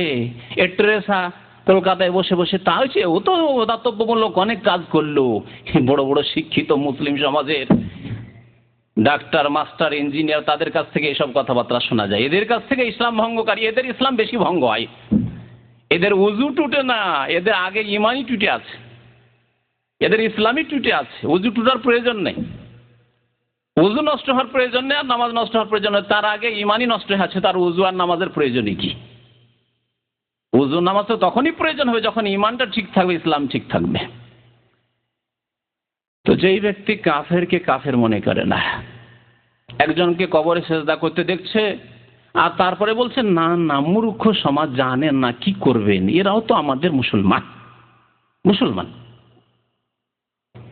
মুশরিককে মুশরিক মনে করলো না, কাফেরকে কাফের মনে করলো না। এ হচ্ছে ঈমান ভঙ্গকারী বিষয়। ঈমান ভঙ্গকারী আরেকটি বিষয় হচ্ছে যে যেই ব্যক্তি এই ধারণা রাখলো যে আল্লাহ পাক রব্বুল আলামিনের কোরআনুল কারীম দিয়ে দেশ শাসন করা যেমন তেমনি মানব রচিত বিধান দিয়ে দেশ শাসন করা একই কথাই, এরাও দেশ পরিচালনা করছে, ওরাও দেশ পরিচালনা করবে বলছে, দুটোই সমান, অসুবিধা কি? যারা বলছে ইসলামী আইনের বাস্তবায়ন, কোরআন সুন্নাহর বাস্তবায়ন করব, তাদের কথাও ঠিক আছে। আর যারা মানব রচিত পশ্চিম আইন নিয়ে এসছে, অথবা রাশিয়া থেকে আইন নিয়ে এসছে, না হয় চায়না থেকে নিয়ে এসছে, না হয় অন্য কোনো দেশ থেকে নিয়ে এসছে, আর তারা সেইভাবে তারা দেশ পরিচালনা করতে চায়, দুটোই সমান, অসুবিধা নেই, ভালো কথা। যারা সমান করলো সেই ব্যক্তি তার ইমানকে, ইসলামকে ভঙ্গ করে দিল, সে মুসলমান থাকলো না, যদিও সে 5 ওয়াক্ত নামাজ পড়ে আর দাড়ি রাখে, টুপি রাখে, সবকিছু ইসলামের আছে, কিন্তু শুধু একটি কথা, সেটা হচ্ছে যে যারা মানব রচিত বিধান দিয়ে এই গত এতে যারা ছিল দেশ শাসন করছিল তারাও যেমন, আর যারা ইসলামী আইনের মাধ্যমে আসতেছে তারাও যদি চলে আসে, দুটোই সমান সমান। তাহলে ইমান ভঙ্গ করে দিল, ইসলাম নষ্ট করে দিল। তাহলে সমান বললে যদি ইমান নষ্ট হয়, তাহলে কেউ যদি বলে যে না কোরআন 1400 বছর আগের, ওই পুঁথি দিয়ে আর কাজ হবে না। অনেকে এরকম কথাবার্তা বলে, এত পুরাতন কথাবার্তা দিয়ে কাজ হয়? আজকে পৃথিবী কত দূর চলে গেছে, সায়েন্স উন্নতি করে কত দূর চলে গেছে, মানুষ চাঁদে চলে গেছে, কোথায় চলে গেছে, আর কোরআনী আইনের কথা এখন বলে, এগুলো দিয়ে হয়? এখন হবে না, এখন লাগবে আপনার গণতন্ত্র লাগবে, এখন লাগবে সমাজতন্ত্র লাগবে, না হয় আর ক্যাপিটালিজম লাগবে, না হয় আর কিছু লাগবে, ইত্যাদি, বস্তুবাদ লাগবে, ইত্যাদি ইত্যাদি। তাহলে যারা বলবে যে না কোরআনী আইনের চাইতে বর্তমান যে আইনগুলি আছে মুসলিম সমাজে, মুসলিম দেশে, সেটি ভালো, তাহলে তার কথা কি বলবেন? যদি সমান করে দিয়ে ইমান ভঙ্গ হয়ে যায়, তাহলে কেউ যদি বলে কোরআনী আইন চাইতে মানবরচিত আইন বেশি ভালো, সেটি ফলপ্রসূ, তাহলে তার কুফরিতে আরো কোনো সন্দেহ নেই, তার ইসলাম নষ্ট হয়ে যায়, আরো কোনো সন্দেহ নেই, ইসলাম নষ্ট হয়ে যায়। আল্লাহ পাক রব্বুল আলামিন কোরআনুল কারীমে বলেছেন যে ওমাল্লাম ইয়াহকুম বিমা আনজালাল্লাহু ফাউলাইকা হুমুল কাফিরুন, আর জালেমুনও বলেছেন ফাসিকুন। এই জন্য পাইকারি হারে কাউকে কাফের বলবেন না, কারণ সেই সমাজে 3 শ্রেণীর লোক আছে, জালেমও আছে, ফাসিক আছে, কাফের আছে। আল্লাহ ভালো করে জানেন, আমার চাইতে আল্লাহ পাক ভালো জানেন, আপনার চাইতে আল্লাহ পাক ভালো জানেন, সারা বিশ্বের সমস্ত মানুষ চাইতে আল্লাহ পাক ভালো জানেন। তা আল্লাহ পাইকারি হারে কাফের বলেননি সবকে। এক শ্রেণীর লোকে জালেম বলে আখ্যায়িত করেছেন, আরেক শ্রেণীর লোকে ফাসিক বলেছেন, আরেক শ্রেণীর লোকে কাফের বলেছেন। এই বিষয়ে বিস্তারিত যাচ্ছে না, বিস্তারিত আলোচনার জন্য যথেষ্ট সময়ের প্রয়োজন রয়েছে। আর একটি বিষয় রয়েছে, সেটি হচ্ছে যে একটি লোক দ্বীন-ই ইসলাম বা ইসলামের বিধিবিধানকে ঘৃণা করে, ইসলামের খুঁটিগুলি নয়, নামাজ, রোজা, হজ, যাকাত হয়তো আছে, কিন্তু দাড়িকে ঘৃণা করে। আর দাড়িকে ঘৃণা করা মুসলমানের সংখ্যা কত যে আছে আল্লাহ পাকই ভালো জানেন, আল্লাহ পাক ভালো জানেন। স্ত্রী স্বামীর দাড়ি বরদাস্ত করতে পারে না, এইরকম রিপোর্ট আমার কাছে আর ফতুয়া যে কত এসেছে আল্লাহ পাক জানেন। গত সপ্তাহে এক ভাই, গত কয়েকদিন আগে মাত্র এক ভাই এসে বলছে যে শেখ আমি দাড়ি রাখার জন্য আপ্রাণ চেষ্টা করছি, কিন্তু একটি বড় বাধা। তাই আমি হাসতে হাসতে বললাম যে ও আচ্ছা হোম মিনিস্টার তাই না? হ্যাঁ ঠিক বুঝেছেন আপনি, হোম মিনিস্টার সবচেয়ে বড় বাধা। গৃহমন্ত্রী, জি, স্ত্রী বড় বাধা। ঠিক। আর এক ভাই আমার সাথে হজ করে আলহামদুলিল্লাহ তওবা করেছেন, আদাড়ি রেখেছেন, সেই ওয়াদা করেছেন আরাফার মাঠে তিনি এখনো কাতিফে তিনি থাকেন, এক ইঞ্জিনিয়ার, বড় দাড়ি রেখেছেন। তো তিনি এই সমস্যায় হজে ওখানে উল্লেখ করলেন। আমি বললাম আল্লাহর উপর ভরসা করেন এবং লা তাআতা লিমাখলুকিন ফি মাসিয়াতিল খালিক, সৃষ্টিকর্তা আল্লাহ পাকের নাফরমানি করে কোনো মানুষের আনুগত্য নেই, বাবার আনুগত্য নেই, মায়ের আনুগত্য নেই, শাসকের আনুগত্য নেই। তাহলে স্ত্রীর আনুগত্য তো ইসলাম নেই। ইসলামের আনুগত্য কোথায় আছে? স্ত্রীর পরামর্শ আছে, হ্যাঁ, পরামর্শ নিতে পারেন সংসার চালাবার ক্ষেত্রে, যতটুকু পরামর্শ সে দিতে পারে পরামর্শ নেবেন, কিন্তু আনুগত্য ইসলামে আবার স্ত্রীর কোথায় আছে? আনুগত্য আপনার আছে স্বামী, আর রিজালু কাওয়ামুনা আলান নিসা। যাদের আনুগত্য আছে উলিল আমর, আলেমের আনুগত্য আছে, শাসকের বাদশার আনুগত্য আছে, রাষ্ট্রপতির আনুগত্য আছে, প্রধানমন্ত্রীর আনুগত্য আছে, বাবা মায়ের আনুগত্য আছে, তাদের আনুগত্য সম্পর্কে রাসূলুল্লাহ সাল্লাল্লাহু আলাইহি ওয়াসাল্লাম বলছেন যে আল্লাহর নাফরমানি করে কোন মানুষের আনুগত্য করবে না, হারাম। তো যারা শরীয়তের কোনো একটি বিষয়কে বা একাধিক বিষয়কে ঘৃণা করবে, বড় আফসোস লাগে। একটি নতুন যুবক মানুষ দাড়ি রেখেছে, দাড়ি রেখে নিজের বংশের লোকদের কাছে গিয়েছে, বলছে যে কি তুমি এগুলি নিয়ে আসলে, এ তো ডাস্টবিনে ফেলার জিনিস, ডাস্টবিন জুবালা বলছে, ডাস্টবিন এ কোথা থেকে নিয়ে আসলে, যাও ফেলে আসো, ফেলে আসো। আল্লাহু আকবার। এই একটি কথা যথেষ্ট। যেই ব্যক্তি শরীয়তের একটি বিষয়কে ঘৃণা করলো, সেই ব্যক্তি তার ঈমান ইসলামকে ভঙ্গ করলো, তার ঈমান টুটে গেছে, ইসলাম টুটে গেছে, তার ওযু করে আর লাভ নেই, নামাজ পড়ে লাভ নেই। এখন তওবা করে ফিরে আসতে হবে, একটি রাস্তা রয়েছে, নতুন করে মুসলিম হইতে হবে, না হলে তার ইসলাম নেই। আল্লাহ পাক কোরআনুল কারীমে ইরশাদ করেছেন, যালিকা বিআন্নাহুম কারিহু মা আনজালাল্লাহ, আল্লাহ যে নাযিল করেছেন বিধান, সেই বিধানকে তারা কি করেছে? ঘৃণা করেছে, অপছন্দ করেছে। তাদের পরিণাম কি? উফ, আল্লাহু আকবার। আল্লাহ বলছেন স্পষ্ট ভাষায়, কোনো তাতে অস্পষ্টতা নেই। কি বলছেন? ফাআহবাতা আমালাহুম, তাদের আমলকে আল্লাহ ধ্বংস করে দিয়েছেন। যারা আল্লাহর নাযিলকৃত বিধানকে ঘৃণা করলো, চোরের হাত কাটা বর্বরতা চলবে না আজকালকার জমানায়, এটা তো আরো বেড়ে গেল। ইসলামিক কোন একটি বিষয় যেটি কোরআন এবং হাদিস দ্বারা বা হাদিস দ্বারাই সাবেত, কেন আমাদের দেশে আবার এক শ্রেণীর আলেমরা বলে কোরআন হাদিস দিয়ে প্রমাণিত হইতে হবে, না, ইসলামের দলিলের জন্য একটি কোরআন আয়াত যথেষ্ট, অথবা একটি রাসূলুল্লাহ সাল্লাল্লাহু আলাইহি ওয়াসাল্লামের সহিহ হাদিস যথেষ্ট, একটি যথেষ্ট, কিন্তু হাদিসটি সহিহ হইতে হবে। নবী করিম সাল্লাল্লাহু আলাইহি ওয়াসাল্লামের কত হাদিস রয়েছে দাড়ি সম্পর্কে, কত হাদিস রয়েছে টাকনার নিচে কাপড় নিয়ে গেলে জাহান্নামে যাওয়া, আল্লাহর রহমতের দৃষ্টিতে তাকাবেন না এই সম্পর্কে। আজকাল অধিকাংশ মুসলিম টাকনার নিচে কাপড় নিয়ে যায়। যদি কেউ টাকনার উপরে প্যান্ট রাখে, শরীয়তের লেবাস পরে, তো তাকে ঘৃণা করে, তাকে ঠাট্টা করে, বলে অভদ্র, হ্যাঁ, কাপড় পরার কোনো তরিকা নেই, ঢং নেই, অভদ্র তাকে বলে আখ্যায়িত করে। এগুলি অবাস্তব কথা না, শোনা কথা বলছি।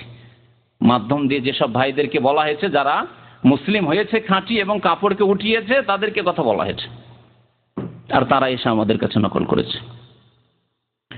কারিহু বিমা আনজালাল্লাহ, মা আনজালাল্লাহ, আল্লাহ যা নাযিল করেছে তা অপছন্দ করেছে। ফাহাবাতা আমল, তাদের আমলকে আল্লাহ নষ্ট করে, সারা জীবনের হজ, উমরা, নামাজ, রোজা, হজ, যাকাত সবকে আল্লাহ নষ্ট করে দিয়েছে, সমস্ত নষ্ট। কত মাতা পিতার সেবা করছেন, কত টাকা যে মা বাবার পিছনে খরচ করলেন আর ভাই বোনের পিছনে খরচ করলেন, ফাহাবাতা আমাল, সমস্ত আমলকে আল্লাহ নষ্ট করে দিলেন, খালি একটি কথার জন্য যে আপনি শরীয়তের একটি বিধানকে আপনি অপছন্দ করলেন।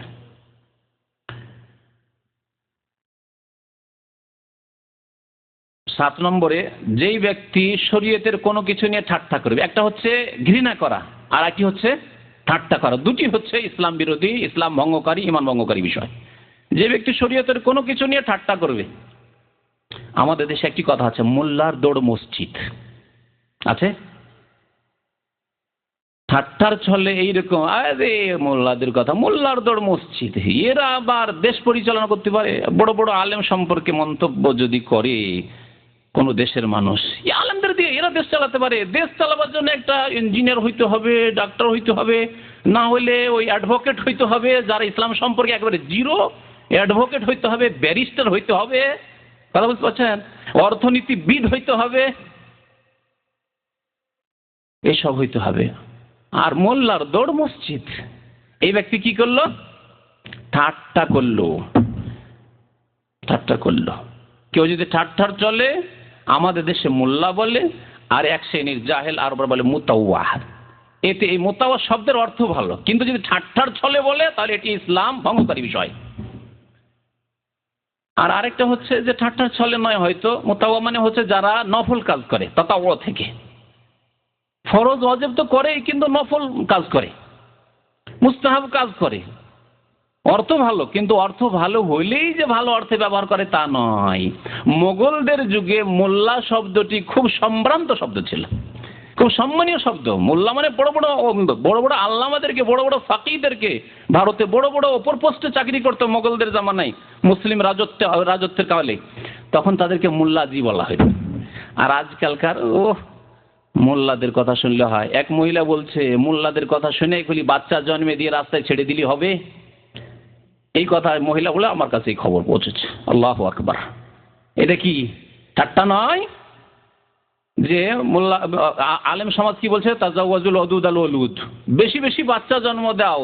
এই বক্তব্য শোনার পরে মন্তব্য করছে যে মোল্লাদের কথা শুনে বেশি করে বাচ্চা জন্মে দিয়ে রাস্তায় শুধু ছেড়ে দিলাম, মানুষ করতে পারলাম না, তাইলে হবে?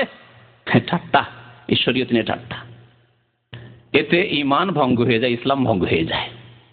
ইমান ইসলামের উজু টুটে গেছে, লাভ নেই আর অন্য কোনো আমল করে, কিছুই পাবেন না আল্লাহর কাছে।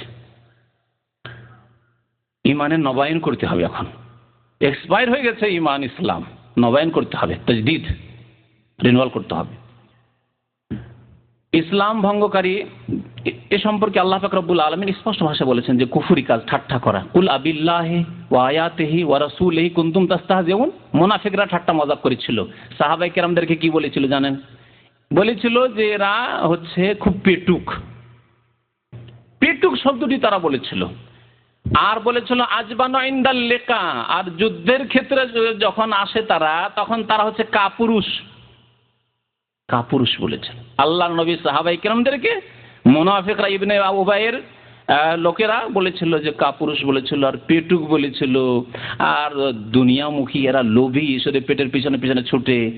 নবী করিম সাল্লাল্লাহু আলাইহি ওয়াসাল্লামের কাছে সাহাবী খবর দেবেন কি তার আগে আয়াত নাযিল হয়ে গেছে।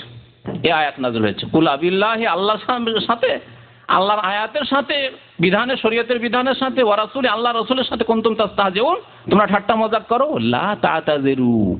ওই মুনাফিকরা এসে ওযর পেশ করছে আল্লাহর নবীর কাছে, ইয়া রাসূলুল্লাহ, আসলে আমরা খুব ক্লান্ত হয়ে গেছিলাম। তো ক্লান্ত হয়ে থাকলে মানুষ একটু রসিকতা করলে কিন্তু একটু শরীরটা কি হয়, মনটা ফ্রি হয়। এই যুক্তি তারা পেশ করেছিল। কুননা নাতাহাদাস হাদিসার রাকবি। এই দীর্ঘক্ষণ এই সফরে, তাবুক থেকে তারা ফিরে আসছিল, সফরে ক্লান্ত হয়ে পড়েছিলাম এই দীর্ঘদিন ধরে এই সফর করার কারণে, যার ফলে আমরা রাস্তাতে সময় কাটাবার জন্য, সময় পার করার জন্য একটু রসিকতা করছিলাম। আসলে ঠাট্টা বিদ্রুপ করিনি, একটু রসিকতা করছিলাম, আর সময়টা আমাদের কাটবে, একটু মনটা আমোদ ফুর্তি হবে। এই আমোদ ফুর্তি করার জন্য আর কিছু নয়। মুনাফিকরা এসে এইরকম অজুহাত পেশ করলো নবী করিম সাল্লাল্লাহু আলাইহি ওয়াসাল্লামের কাছে। নবী করিম সাল্লাল্লাহু আলাইহি ওয়াসাল্লাম কোনো কথা তাদের উত্তরে বলছিলেন না, শুধু এই আয়াতটি বারবার করে পড়ছিলেন, কোনো উত্তর দিচ্ছিলেন না, একমাত্র এই আয়াত ছাড়া বলছিলেন আল্লাহর সাথে, আল্লাহর আয়াত বিধান সমূহের সাথে, ওয়া রাসূলি, তার রাসূলের সাথে কুনতুম তাস্তাহজিউন। তারা ঠাট্টা করেছিল কোরআন নিয়ে নয়, আল্লাহকে নিয়ে নয়, আল্লাহর আয়াত নিয়ে নয়, এবং রাসূলের সাথে না, রাসূলের সঙ্গীদের সাথে, সাহাবায়ে কেরামদের সাথে। এখানে এটি বোঝার বিষয়। কারণ অনেক এইরকম যারা ঠাট্টা মজাক করে তারা বলে আমরা কোরআন নিয়ে তো ঠাট্টা মজাক করিনি, আমরা তো হাদিস নিয়ে ঠাট্টা মজাক করিনি, আমরা তো রসুলকে নিয়ে ঠাট্টা মজাক করিনি, আমরা শুধু ওই দাড়িকে একটু ঠাট্টা মজাক করেছি, আমরা শুধু ওই টাকার উপরে কাপড় পরে আছে উঁচা করে সেই জন্য একটু ঠাট্টা করেছি, আমরা শুধু বলেছি একটু কথায়, মোল্লার দর মসজিদ সবাই বলে, আমিও বলেছি, রসিকতা করে বলেছি। আল্লাহ বলছেন লা তা'তাযিরু কাদ কাফারতুম বাদা ঈমানিকুম। তোমাদের ওজর চলবে না, এসব ওজর পেশ করে লাভ নেই। তোমরা তোমাদের ঈমান নিয়ে আসার পরে তোমরা কাফের হয়ে গেছো। আল্লাহু আকবার। কাদ কাফারতুম বাদা ঈমানিকুম, তোমাদের ঈমানের পরে তোমরা কাফের হয়ে গেছো। 8 নম্বরে ঈমান ভঙ্গকারী বিষয় হচ্ছে সেহের, জাদু। আর এই জাদু, বাঙালি সমাজে যে কত জাদু আছে।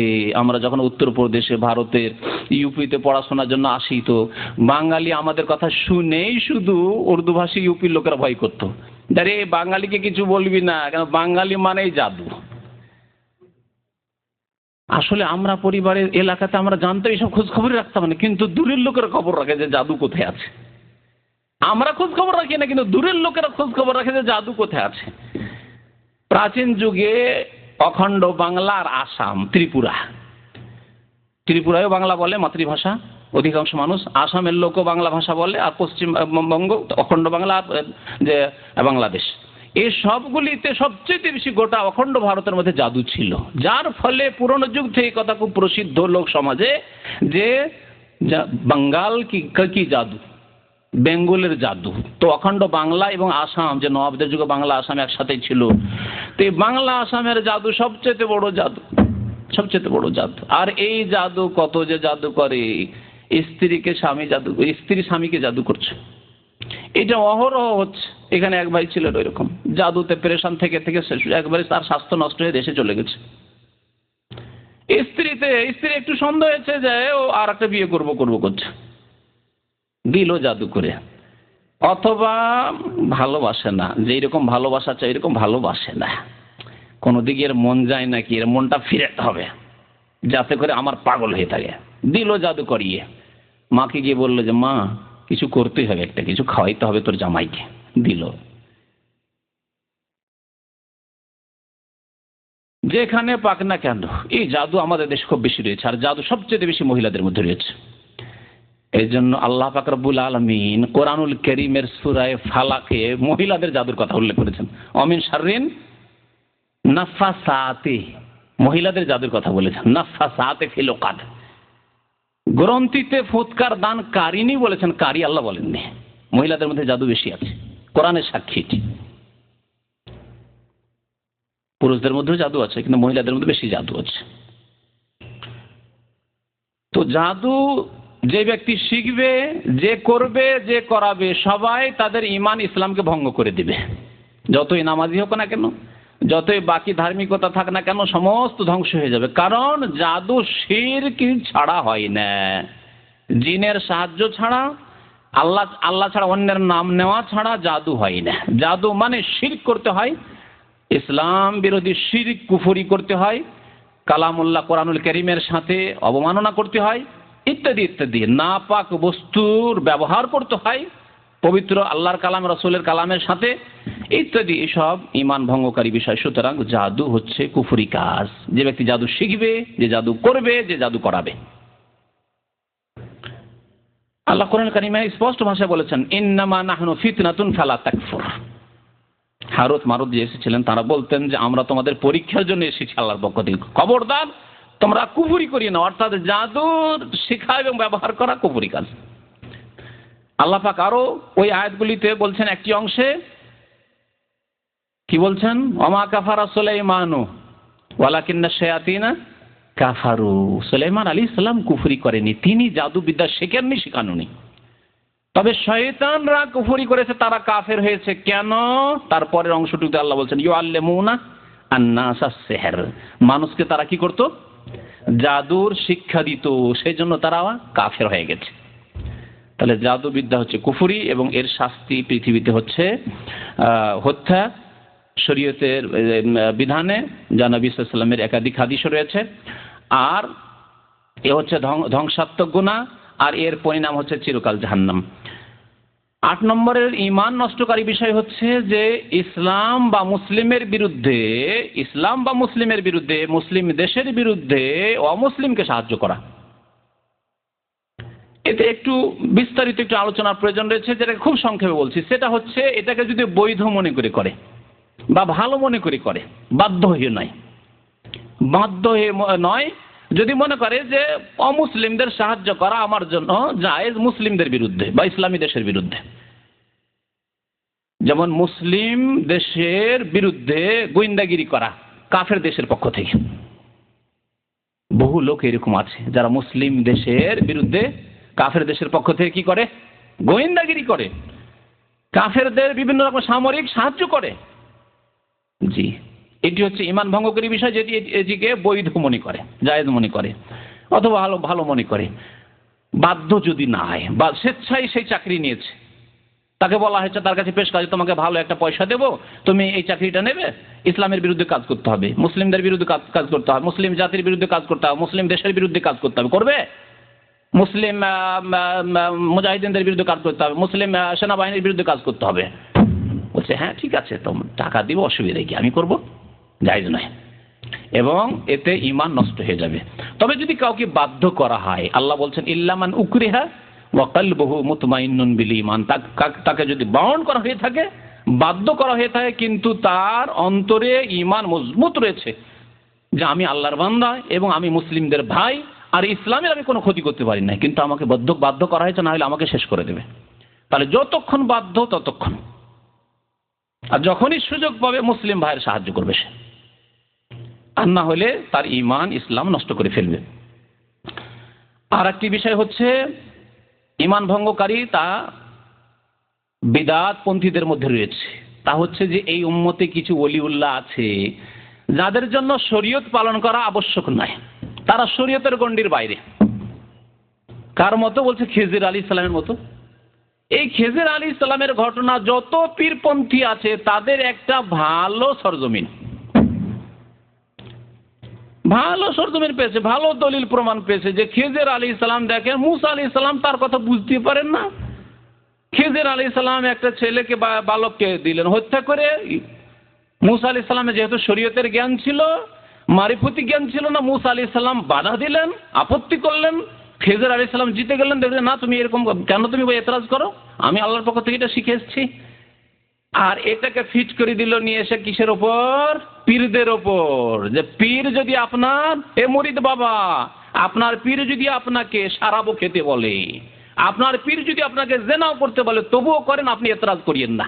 আমি বাড়িয়ে বলছি, আমার লাইব্রেরিতে বই আছে, আর কাদের বই? যেটা বাংলাদেশে হক্কানি পীরের তরিকা, তাদের বই। পশ্চিমবঙ্গ এবং বাংলাদেশে হক্কানি পীরের তরিকা তিনটি খুব প্রসিদ্ধ। জানেন কি?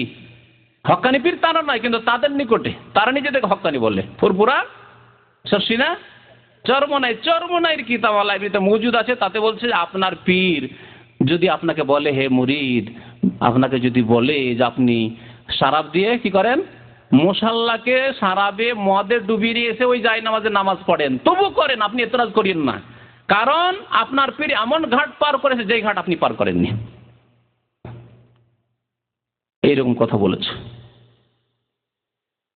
তাহলে চিন্তা করুন, এটি ইসলাম ভঙ্গকারী বিষয় নয়, এটি হচ্ছে ইসলাম ভঙ্গকারী বিষয়, ঈমান ভঙ্গকারী বিষয়। যেই ব্যক্তি এই ধারণা রাখবে যে মুসলিম সমাজের কিছু লোক আছে, কিছু এক শ্রেণীর লোক আছে যাদের শরীয়ত মানা জরুরি নয়, শরীয়তের বিরুদ্ধে কাজ করলে সে মুসলিম থাকে, এটা কি চোরা রাস্তা নয় পীরদের? যে পীর মুরিদের স্ত্রীকে নিয়ে খেলা করবে, মুরিদের বোনকে নিয়ে খেলা করবে, মা খালাকে নিয়ে খেলা করবে, বলবে যে আমি বাতেনি মারিফতি ইলম রাখি, তোমার বিবির সাথে আমি গল্প করলে কি হবে? তোমার বিবির সাথে আমি নির্জনে যদি বসেও থাকি, তো অন্ধকারে বসে থাকি, অসুবিধা কি? কারণ আমার মারিফতি ইলম আছে, তুমি জানো না। এতে যে কি ভেদ আছে ওটা খিজির আলাইহিস সালামের মতো আমি জানি। এটা চোরা রাস্তা, শয়তানি করার চোরা রাস্তা নয়, এটা কি লম্পটি করার আর ফাহেসা অশ্লীল কাজের চোরা রাস্তা নয়, এইটাই হচ্ছে রাস্তা। এই রাস্তা খুলেছে এক শ্রেণীর লোকেরা, তাদের কিতাব মজুদ আছে। যে যারা হক্কানি দাবি করে তাদের অবস্থা এই, তাহলে আটরশির কথা কি বলতে পারেন, আর মাইজ ভান্ডারের কথা কি বলতে পারেন, আর জাকির পাটিদের কথা কি বলতে পারেন? কি বলবেন তাদের কথা? যা বলবেন তাই সত্য। দেওয়ানবাগির কথা কি বলবেন? তারা বলছে পীর বলে দিয়েছে, তারা শরীয়তের হালাল হারামের আওতার বাইরে, কারণ তারা মারিফতি জ্ঞান রাখে, অদৃশ্যের জ্ঞান রাখে, তাদের ব্যাপার সবারই আলাদা, কোনো এতরাজ করবেন না, এটা জায়েজ না জায়েজ ওদেরকে বলবেন না, ওরা রাস্তাঘাট সব চিনে।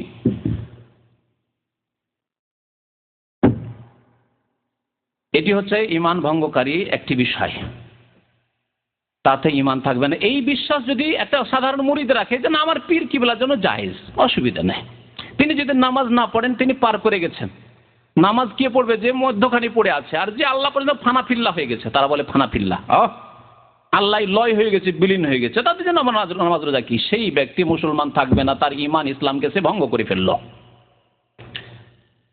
এমন একটি বিষয়, যে বিষয় সম্পর্কে আরো বিস্তারিত আলোচনা প্রয়োজন রয়েছে। আর একটি বিষয় দিয়ে শেষ করব, সেটা হচ্ছে যে ইসলাম সম্পর্কে মোটেই শিক্ষা না নেওয়া, আল্লাহর দিন থেকে, কোরআন এবং হাদিস থেকে, শরীয়তের বিধান থেকে একেবারে বিমুখ হয়ে পড়া। সারা জীবন চলে গেল, 50 বছর 60 বছর বয়স চলে গেল, সূরা ফাতিহা শিখতে পারলো না, আত্তাহিয়াত শিখলো না, দরুদ শরীফ শিখলো না, রুকু সিজদার তাসবিহ জানে না, নামাজের তরিকায় শিখলো না, ইসলাম সম্পর্কে কোনো জ্ঞান হাসিল করলো না, কোনোদিন পরকাল সম্পর্কে চিন্তা হলো না যে আল্লাহ তওবা করতে হবে, কি করলাম আমি মুসলিম, কোনো পরোয়া হলো না। সারা জীবন সমস্ত পার্টি করলো, আওয়ামী লীগে পোষাইলো না, বিএনপিতে ঢুকে পড়লো, বিএনপিতে পোষালো না, আরেক পার্টিতে ঢুকে পড়লো, খুব দৌড়াদৌড়ি ছোটাছুটি করলো, এগুলোর জন্য করেছে, কিন্তু ইসলামের জন্য কোনো তার কাজ নেই, আমল নেই, আপনার সচেতনতা নেই, কোনো কিছু নেই। একটা লাইফ কেটে যাচ্ছে আল ইরাদ আন দীনিল্লাহ, আল্লাহর দিন থেকে বিমুখ হয়ে একেবারে। না শিক্ষা, ইলমের ক্ষেত্রে বিমুখ, শিক্ষার ক্ষেত্রে শিক্ষা নেইনি, আমলের ক্ষেত্রে বিমুখ, সারা জীবন চলে গেছে নামাজ পড়েনি, সারা জীবন চলে গেছে আল্লাহর ভয় তার অন্তরে হয়নি, সারা জীবন চলে গেছে তওবা হয়নি। জি, এইরকম অবস্থায় যাদের কেটে গেল, ওই অবস্থায় মরে গেল, পাপমুখী হয়ে, দুনিয়ামুখী হয়ে, পয়সামুখী হয়ে, নেতৃত্বমুখী হয়ে, আখিরাতমুখী হতে পারলো না, কবরমুখী হতে পারলো না, কোন দিকে যাচ্ছি এই খেয়াল আসলো না, আল্লাহর দিকে মুখ করতে পারলো না, কোরআন সুন্নাহর দিকে মুখ করতে পারলো না, কিবলা কোরআন সুন্নাহকে বানাতে পারলো না, কাবাকে কিবলা বানাতে পারলো না, নিজের নেতাকে কিবলা বানিয়ে থাকলো, মানব রচিত বিধানকে কিবলা বানিয়ে থাকলো। এটি হচ্ছে ঈমান ভঙ্গকারী বিষয়। এদের মধ্যে ঈমান নেই, এদের মধ্যে ঈমান নেই। আর আরেকটি বিষয়, 12টি বা 13টি হয়তো পুরাই করে দিলাম। আর একটি বিষয় হচ্ছে যে অস্বীকার করা, নাস্তিকতা। নাস্তিকতা সম্পর্কে সবাই জানে যে বলবে আল্লাহ নেই, যে বলবে ধর্ম নেই, ধর্ম হচ্ছে আফিম, যে নেশা, সে মুসলমান না, এটা যেহেতু সবার জানা আছে, সুতরাং এ সম্পর্কে আর এর বেশি বিস্তারিত বলার প্রয়োজন করে না। আল্লাহ যেন আমাদেরকে হক কথা বোঝার তৌফিক দান করেন, সত্যের প্রতি আমাদেরকে তো চলার তৌফিক দান করেন, সত্যের উপর আমাদেরকে অটল থাকার তৌফিক দান করেন, সেদিকে মানুষকে দাওয়াত দেওয়ার, আহ্বান করার তৌফিক যেন দান করেন। আল্লাহ আমাদের গুনাহ খাতা যেন মাফ করে দেন। আল্লাহ পাক রব্বুল আমাদের অতীতে যে ভুল ভ্রান্তি হয়েছে, জানা অজানা, আল্লাহ ছোট বড় সব আল্লাহ তুমি মাফ করে দাও। আল্লাহ আমাদেরকে তওবা করার তৌফিক দান করো। রব্বানা আতিনা ফিদ দুনিয়া হাসানাহ ওয়া ফিল আখিরাতি হাসানাহ ওয়া কিনা আযাবান নার। রব্বানা যালামনা আনফুসানা ওয়া ইল্লাম তাগফির লানা ওয়া তারহামনা লানাকুনান্না মিনাল খাসিরিন। ربنا هب لنا من ازواجنا وذرياتنا قرة اعين واجعلنا للمتقين اماما وصلى الله على نبينا محمد وعلى اله وصحبه اجمعين। টাকনোর নিচে কাপড় যে পরবে সেই ব্যক্তি কাবিরা গুনাহ করলো। নবী সাল্লাল্লাহু আলাইহি ওয়াসাল্লাম জাহান্নামের সংবাদ দিয়েছেন তার সম্পর্কে।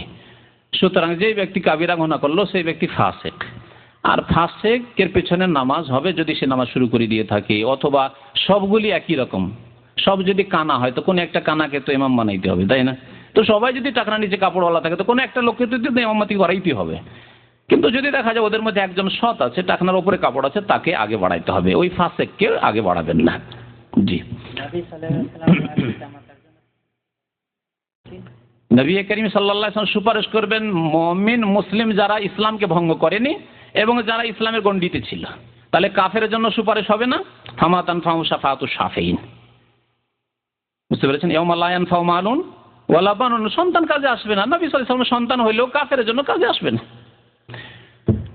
আর আরেকটা হচ্ছে যারা মুসলিম ছিল কিন্তু ইসলাম থেকে বেরিয়ে গেছে তাদের জন্য কাজে আসবেন না নবী করিম সাল্লাল্লাহু আলাইহি ওয়াসাল্লাম। বাকি যারা ইসলামের মধ্যে আছে, ভুল ভ্রান্তি হয়েছে কিন্তু শিরক কুফরি পর্যন্ত পৌঁছেনি, ইসলামকে ভঙ্গ করেনি, ইসলামের উজু নষ্ট হয়নি, তাহলে তাদের জন্য ইনশাআল্লাহ তাআলা নবী সাল্লাল্লাহু আলাইহি ওয়াসাল্লামের শাফাআত হবে ইনশাআল্লাহ। দেশে জরুরি অবস্থায় মিটিং নিষিদ্ধ, জরুরি আইন ভঙ্গ করে জঙ্গি মিছিল করা যায়? মিছিল করা ইসলামী কাজ নাই। এই যে জঙ্গি মিছিল, জঙ্গি কেন? কোনো মিছিল জায়েজ নাই। এই আওয়ামী লীগ বিএনপি এই মিছিল এলো কোথা থেকে? ইসলামে কোথায় মিছিল আছে বলুন তো দেখি? কোরআন এবং হাদিস ঘেটে ফেলে দেন, আছে কোথাও ইসলামী মিছিল? মিছিল করা ইসলামের নেই। ইসলামের খাতিরে হোক আর ইসলামের বিরুদ্ধে হোক, আমি মনে করি না যে ইসলাম এটি এসছে পশ্চিমা দেশগুলি থেকে, ইউরোপ আমেরিকা থেকে এসছে। ইনকিলাব জিন্দাবাদ, ভাঙো, থাকতে দেব না, টেনে ফেলো এইসব করতে গেছে, কোথাও নেই। যদি মুসলিম নেতা হয় তাহলে তাকে পরামর্শ দেন, আর পরামর্শ দিয়ে যদি ভালো কথা নেই তো ঠিক আছে, আর যদি না নেই, দেখেন যারা ইসলামের বিরুদ্ধে কাজ করছে তাহলে দেখেন যে আমাদের ক্ষমতা কতটা, যে দেখেন ক্ষমতা আছে আমাদেরকে যে তাকে সরিয়ে দিতে পারবো, সেটা আলাদা কথা, সরিয়ে দেবেন। যত কুফরিতে চলে গেলে, আর যদি কুফরিতে না যায়, কুফরিতে চলে যাও মানে ইসলামের বিরুদ্ধে আইন যদি তৈরি করে পাশ করিয়ে দেয়, ইসলামের বিরুদ্ধে আইন পাশ করে দেশ তাহলে সে মুসলমান নয়, তাহলে তার বিরুদ্ধে তাকে টেনে ফেলার চেষ্টা করতে হবে। এই জন্য রাস্তাঘাটে মিছিল করে লাভ জুতো খাওয়া, পুলিশের লাঠি চার্জ খাওয়া, এগুলি ইসলামিক কাজ নয়। এইসব কাজ আমি করতে বলি না। কোরআন সুন্নাহর অনুসারী আলেমরা মিছিলের পক্ষপাতী নয়, এই মিছিল করা ইসলামিক কাজ নয়। দেশের অনেক ইসলামিক দল দেশের বড় দলগুলোর সাথে করে থাকে, এদের অবস্থা কি হবে? যদিও তারা বলে মানব রচিত আইন। এই যেগুলি ইসলামের নামে রাজনীতি হচ্ছে সে সম্পর্কে বিস্তারিত আলোচনার প্রয়োজন রয়েছে। এগুলো দল শরীয়ত সম্মত দল নয়, যদিও ইসলামের নাম দিয়ে তারা কাজ করছে, কিছু ইসলামের কাজ করছে, কিছু ভালো দিক আছে, এতে কোনো সন্দেহ নেই, কিন্তু তাদের তরিকাটা হচ্ছে বিদাতি তরিকা, গণতান্ত্রিক পদ্ধতি, এবং অন্যান্য দলগুলো যেভাবে চলছে সেভাবেই আমরা গদিতে যাব আর গিয়ে ইসলাম কায়েম করবে, এটি আশা মাত্র। আসল আশা হচ্ছে যে আমরা মন্ত্রী হব, এবার 3টে হয়েছে, আগামীবার যাতে 6টা 7টা 10টা হইতে পারি, আর কিছু না। জি, সুতরাং এটি হচ্ছে বিদাতি রাস্তা। এই রাস্তা বিপজ্জনক এবং এটি ইসলামিক রাস্তা নয়। ইমাম মালিক রহমতুল্লাহ আলাইহি বলেছেন, লা ইয়াসলুহা আখিরু হাযিহিল উম্মাহ ইল্লা বিমা সালুহা বিহি আউয়ালুহা। সাহাবায়ে কেরামরা এরকম মিছিল করা আর এরকম গণতান্ত্রিক পদ্ধতি ইসলামের নামে লড়াই করে ইসলামী আইনের বাস্তবায়ন করা, এই রাস্তা নিয়েছিলেন না, নেননি। তাহলে যেই পথ ধরেছেন সাহাবায়ে কেরামরা সেটি হচ্ছে জিহাদ ফি সাবিলিল্লাহর পথ, ইসলামের দাওয়াতের পথ। মানুষকে দাওয়াত দিতে হবে। লা ইয়াহদিয়াল্লাহু বিকা রাজুলান ওয়াহিদান খায়রুল লাকা মিন হুমুরিন নামে একটি লোককে যদি হেদায়েত করতে পারেন, একটি নেতাকে হেদায়েত করতে পারেন, আর তাকে যে মুসলমান বানিয়ে নামাজি বানিয়ে দিতে পারেন, তাকে শিরক বিদআত কবর মাজার পূজা ছাড়িয়ে দিতে পারেন, এটি তোমার দুনিয়ার মূল্যবান সম্পদ চাইতে উত্তম। তো এই দাওয়াতের কাজ করতে হবে, আর দাওয়াতে কাজ করতে গিয়ে যেখানে বাধা সৃষ্টি হবে সেখানে যদি ক্ষমতা থাকে তখন জিহাদ করতে হবে, ক্ষমতা না থাকলে সেখানে জিহাদ নেই, শর্ত সাপেক্ষ রয়েছে। ক্ষমতা নাই আর খামাখাতে এই বাংলা ভাই আব্দুর রহমানদের মতো 2-4টা ঢেল মেরে দিবেন আর নিজেই জীবন দিয়ে দেবে, এটা ইসলামী তরিকা আবার নয়, এটার নাম জিহাদ নয়। অবশ্য আমি যখন জিহাদ বলবো তার মানে এটা ভাববেন না যে বাংলা ভাইদের কথা বলবো, তা বলছি, বরং সেটা গলত রাস্তা, ভুল রাস্তা। আর গণতান্ত্রিক পদ্ধতি ইসলাম কায়েম করা সেটি হচ্ছে ভুল রাস্তা, বিদাতি রাস্তা। বাংলা ভাইদের যেমন বিদাতি রাস্তা, তেমনি যারা গণতান্ত্রিক পদ্ধতিতে বলছেন আমরা গদিতে যাব, এটাও ভুল রাস্তা, বিদাতি রাস্তা। জি। قال رسول الله صلى الله عليه وسلم: لأن يهدي الله بك رجلا واحدا خير لك من حمر النعم.